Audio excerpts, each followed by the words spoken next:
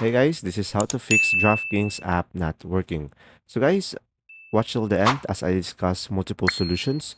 And for Apple users, I will show a step-by-step guide on the left side. So first solution is just simply go to the Google Play Store and tap on search at the bottom and go for the top and search for the DraftKings. And now just simply tap on the app, and when there is an update, instead of open, you should be able to see the update button and just simply tap on it. And after that, just simply tap on the three dots on the top right and make sure to enable the auto update. And from there, make sure you are running the latest version. Now for the second solution, just simply go to the settings into your device. And after that, just simply go ahead and go for the apps. And from here, just simply scroll down and try to find the DraftKings over here and tap on it. And from here, go to storage and tap on clear cache. And from there, you should be able to fix it. But if you're still having issues, just simply go back over here and tap on clear data and tap on OK, and you should be able to fix it.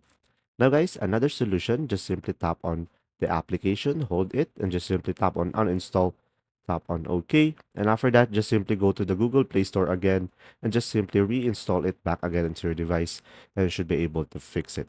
Now guys, if you're still having issues with the app, just simply comment down below and I will do my best to help you out. See ya!